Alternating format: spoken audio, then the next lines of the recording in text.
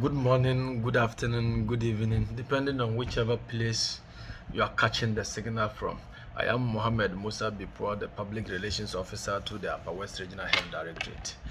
I want us to have a conversation on meningitis, and I know that those of you who know the Upper West region very well, you know every year around this time what we suffer most is meningitis, and of course this year is not an exception. So we are in the meningitis period, and I want us to have a 5 minutes or 10 minutes discussion or conversation on meningitis. So in the first place, what do we understand by meningitis?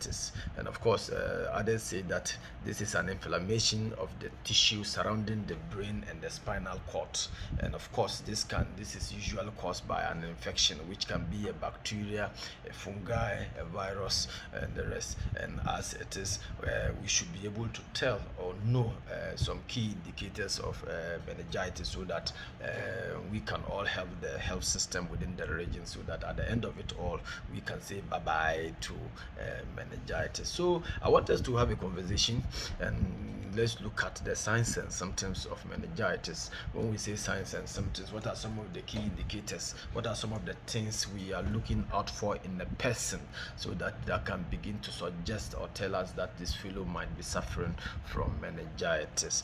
And these signs and symptoms, we actually say that they are suspected cases. And when you say somebody is a suspected case here, it means that those signs and symptoms you are looking out for, the fellow might be a meningitis case or not. So might here underlined. So it is not emphatic that when the fellow is suffering from any of the signs and symptoms, we want to mention it's indirect that the fellow is a meningitis case. No, that is not what we are saying.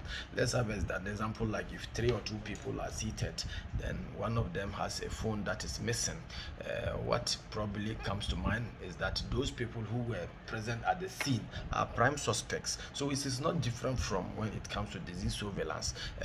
Fact is that when you want to confirm some cases, you first of all look out for some suspected cases, and out of the suspected cases you can have your confirmed cases from them. So let's look at the signs and symptoms of meningitis. What are some of the things you can see in a person to begin to suggest or say that this fellow might be a meningitis case? And again, might underline. So one of the things we begin to look out for is stiffness of the neck.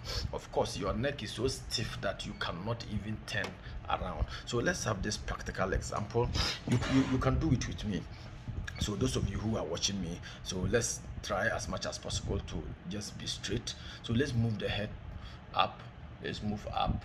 Oh, good. 1, 2, 3, 4, 5. Okay, beautiful. Let's move down, move down, move down. Stay there. 1, 2, 3, 4, 5. That's okay. So come back. So let's go to the right. Move the neck to the right.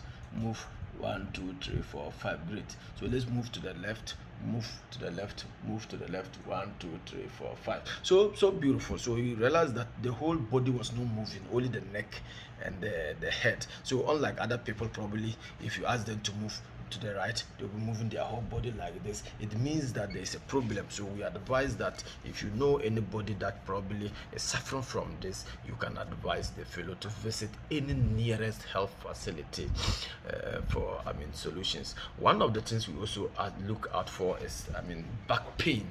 So it's also one cardinal sign, so that if you have back pain, or if you know somebody who has back pain, it's also one of the things you can actually suspect a person with meningitis. So we are again saying that when you get anybody that probably has some of these signs, the best thing to do is to advise the fellow to immediately visit any nearest health facility. Of course, the third thing we are looking for is fever. At the hospital setup, when you say fever, or the health setup, when you say fever, it's a body temperature of 38 degrees or above 38 degrees Celsius. So fact is that you might not be able to tell whether your body is 38 degrees Celsius or not, because you are not using the thermometer. But when you experience that or see that your body is warm, what you need to do again is to report early to any nearest health facility. You realize that we keep saying nearest health facility. We do not want to say go to facility A or facility B. All the health facilities we have, the government health facilities we have around, in fact, the staff there are well trained, giving adequate training on some of these cases, so that if you go to them with some of these cases, I can tell you that you will get solutions, and you will be satisfied with the services they will render to you. We will not advise that when you have headache or any of these things, you begin to go to buy a drug. So that even brings us to the third signs and symptoms, which is headache. So if you're also experiencing headache, so what you also need to do is to visit the health facility, but avoid going to the chemical shop first. See, the fact is that when you go to the chemical